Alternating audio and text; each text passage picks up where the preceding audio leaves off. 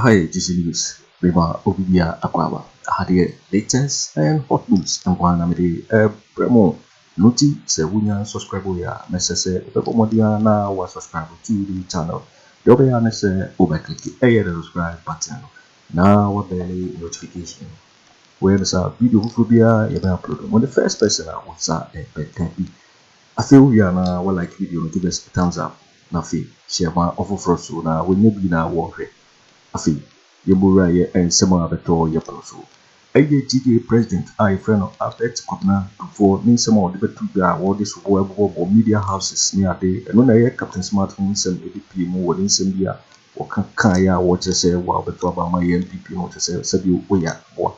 And when I go for and celebrate about Captain Smart, so I better reply. Now, somewhere I hear Nanaya Brefo on Friday and some Afriyie or just a politicians be player one of media houses near the Kennedy Agyapong. Emma a year bobo others so Eddie one home sub Afriyie that no wada and celebrate you were no more also was some of these radio and TV stations near there. Now yes some reno and Tentamara Yunkuti a year and I before in some of the two gardening GJA president in summer what they ever told appointing. Iti a year and I before a summer what the two FR GJA president in summer. Framework be exactly the point.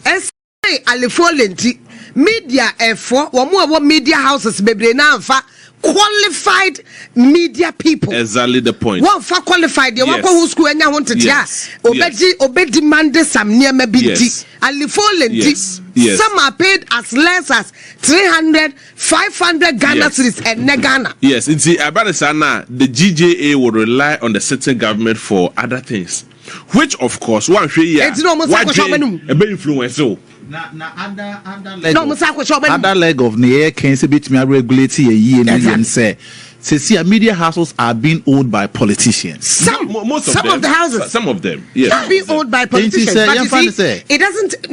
Brian, no, I'm catching them. Say Ghana, was to say, oh Ghana, you didn't say. If it's not a politician, the person is affiliated to a politician. Period. And you can who to be baby who to be but you see, professionalism must work. Yes. And found say who to be the ABS station. And then found say Kennedy Agyapong ABS station. And found say chief of staff, former chief of staff, Deborah. And SYZ. And I found say Radio Good. NDC for dia. It is unfortunate to say ethics must work. Sometimes, especially media general, for instance, the way I see Ejuma, you Obi Rebecca said they are tilting towards NDC, not because as I can encourage in their favor, but you see. It's a job for Honomo to put a check on all these people.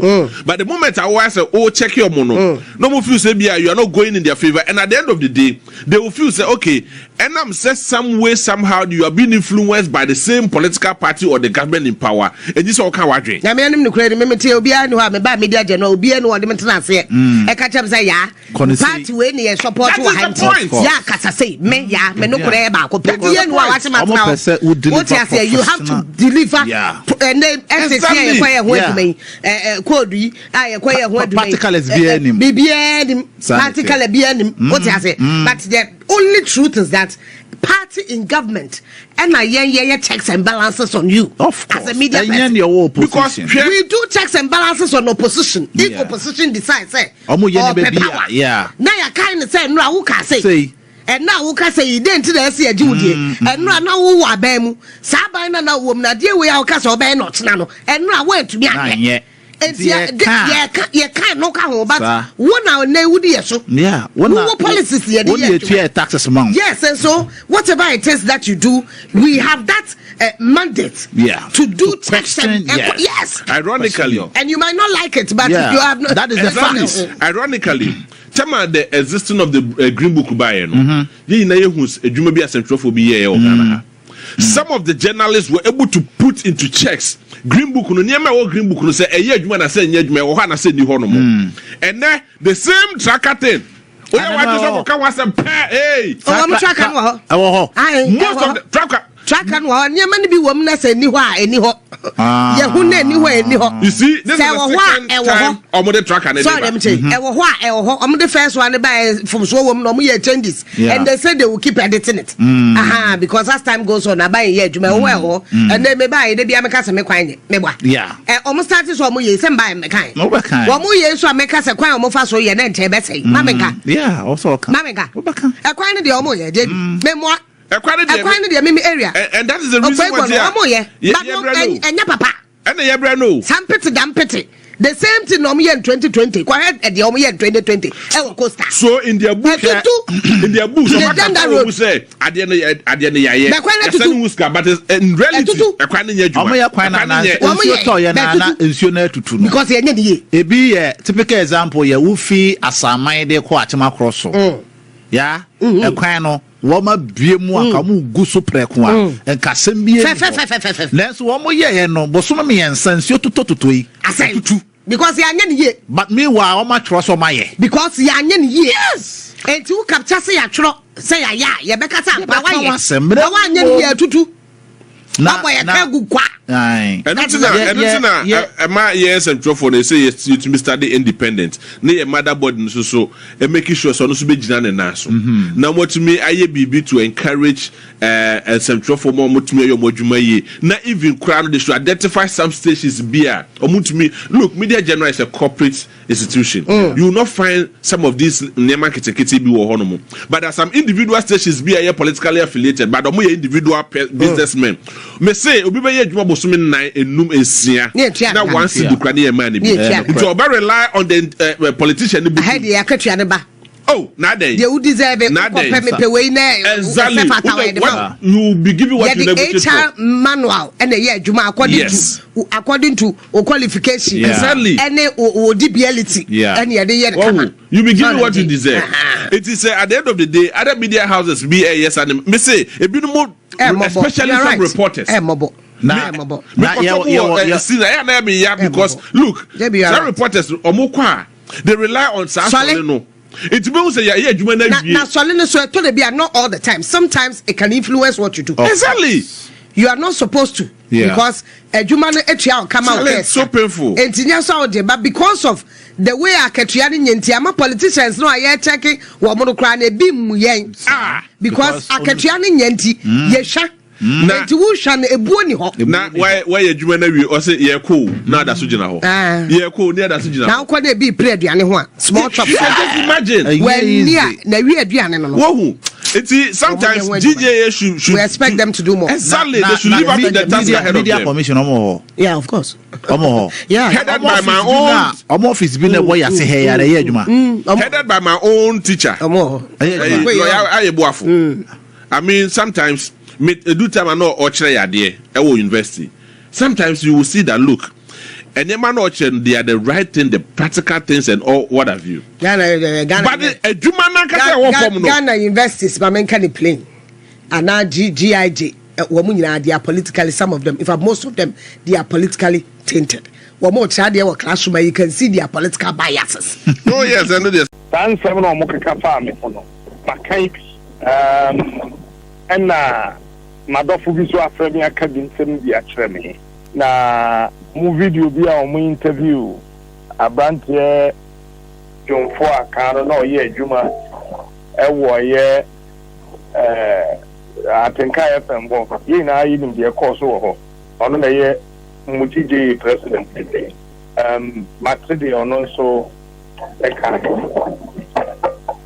entibate as you were saying what tea from jonfo ya obie na no akasa asem no how do you feel yeah did you kind of me one say na Ghana and Central Jumaku no any dey kwan so say na yitimi fa one single broadcaster eye na ho press conference ma me nda nyame ase nda me ma me ne me papa ba bi ase ene mo a mo ye binua no ma ye firi kuma ase bankan say na tete no me I'm the most important person in this country. That the whole GJA, Ghana Channel, Ghana Independent Broadcasters Association, West African Foundation Media, newspapers, no printers, the Writers Association. It's me kushia invitation flat. One more year they invite media houses, no. Specifically, Captain Smart na topic, no. Na me who are there, no. I am in you the kind of back. They toss me, no. Concept be no more year, no. And a mamma bought for me.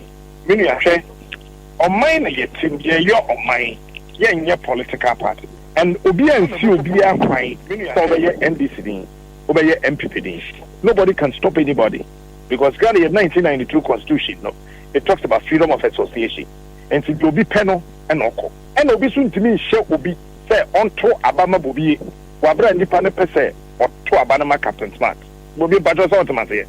It was me Maka, and I am repeating that me NDC, intimate to Abama NDC, but me, December 7th, 2024, I will vote for John Dramani Mahama.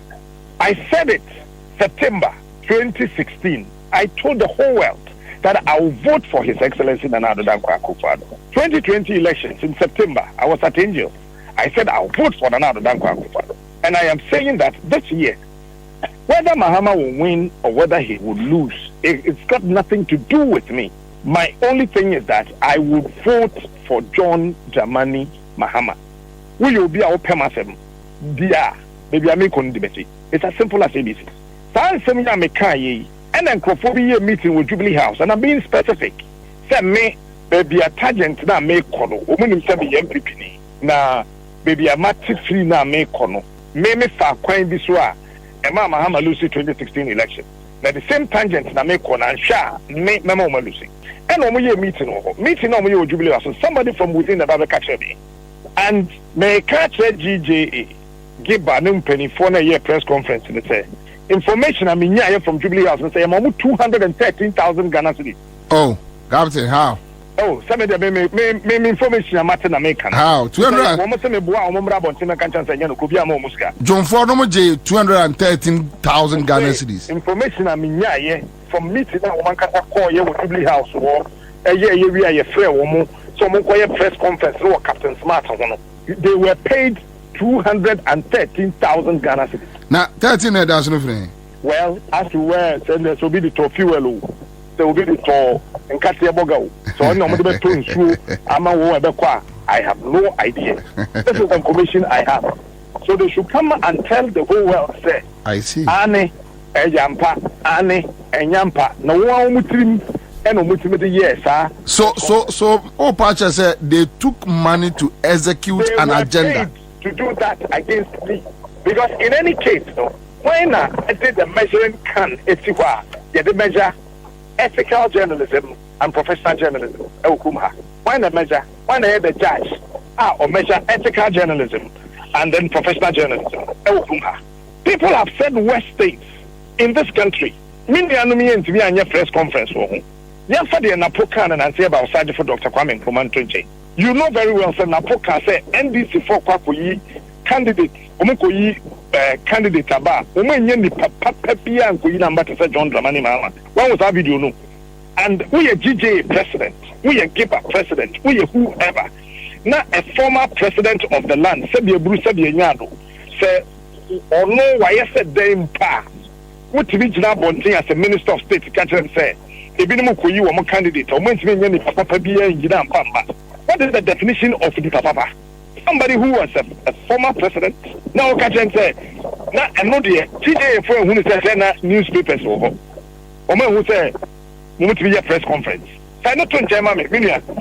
Get to Kuma, and you come here. Say, Tama can say, phone can say, I can push out before Papa move with you. Let GJ Nikuma, not give a Nikruma. Press conference, man, over here. Oh, my press conference here.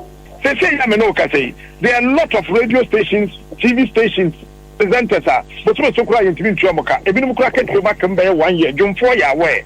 I don't know, June 4 year home press conference, seeking the interest of onua association member, maybe a member of Ghana Journalists Association. That will be the very last association that we are seeing join. Let's join that. GJ, me whom fast will be a what GJ is what. As I said, me Coco join GJ. Me who so fast will be. Number 2. Newspapers are working on egu. They can't even print. I did political newspapers. and the TV printing stories and photo. The newspaper industry is collapsing, including Daily Graphic as and Daily Graphic. They think we don't know. We know.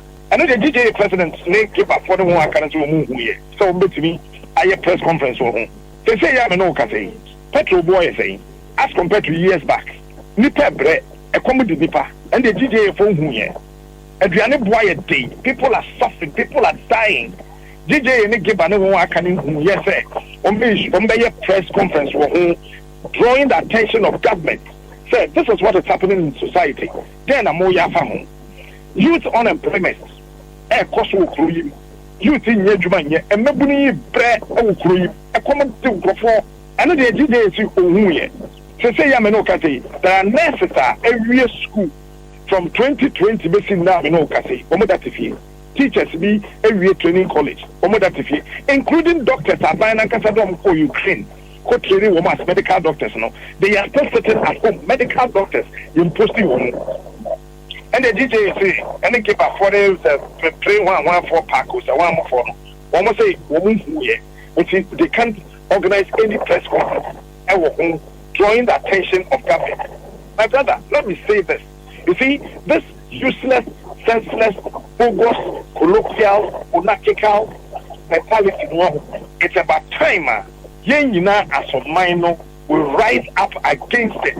Say, Yanesa, you bet now some Niama agents among Nebedu Babino, Yen Yabebre. Say, Yameno Cassi, and let's say Yameno Cassi. Issues are what grand is such a general, and more money to be called it, with the things we say. And no GJA voting. Issues are Cassia. And then, if it is true, you went to do what? Take 213,000 Ghana cedis to organize a press conference about me, Captain Smart. No, but Captain, do you think Obiti Sajum for or your Chrome Force also Obeji 213,000 Ghana cedis? Nipa no bomb man no Jubilee House say you join the Yashisha Mobi, and like I wrote in my Facebook response. They are doing their paymasters bid. Sentisa Minia may a presenter of Krumha. Say yes, obi a Kubika. Yes, say, Unya story cry on the GJA for the president. Yes, Unya story. I said, we see it, there will be some years, and so I publish it, and I'm a one. Yeah. It is a way a presenter, we a journalist. Now, what's the now we call broadcast it. That's the way we say, no man who should boom now, Koya, then away. You tell Kabesa. I say, almost share, also the Obi Obetu Abama MPPBI Abua. Oh, Mebra, say, a buying now a buying any Sika over $77 billion in just 8 years. Now there's nothing to show her. Saba no ya buy me. Mami answer. Wa mami answer. Oja say 70. Opa, Gyamfi a current dollar rate. Yeah. From 2017. Ghana Revenue Authority, Omusika, Omentinian Sika Bikri was 2018. 2017, GRA revenue was was 69.8 billion Ghana cedis, almost 70 billion. And it has been so apart from 2018, around was it 59.8? They divided. For 70 billion Ghana cedis, they divide by 15. So revenue saying Abaniaye. The Obenyano times by 8. We are for loans are buying way in billions of dollars. Financial kahon. We are bonds are buying the Saka financial kahon. We are no brand grant. Yeah, more for your our friend Kobe by. Sikado no about buying them. To an extent, say Kotoka International Airport. In Nipa na all JJ COVID who sika udu wa say test you will say vaccinate you say from $200 to $150 later to $100. Sa sika no mujiji na na do wa yesen e ko hin so you will come to appreciate that sika ba buying we nsem no only God can tell how much. Necessary buying into me and first Africa no anye bribia a monumental. This is what we are saying. One say in Japadia ba kope a mo de Ghana. Yo, it's for winning and some about to dry. When I am a Brefo, a day on so I didn't share a 2 jars after my Captain Smart and I simply break Eddie. Because a GCB so and our channel, so we can subscribe here. But more than say over subscribe. Now, while I can now fee or say video no amount of Rosu in your be after. Also, bet me actually what you have and some way now, I will comment box over to in my next video. Thanks for watching. Like and share the video. You can also drop your comment. Please don't forget to subscribe. Click on the bell to turn on the notification.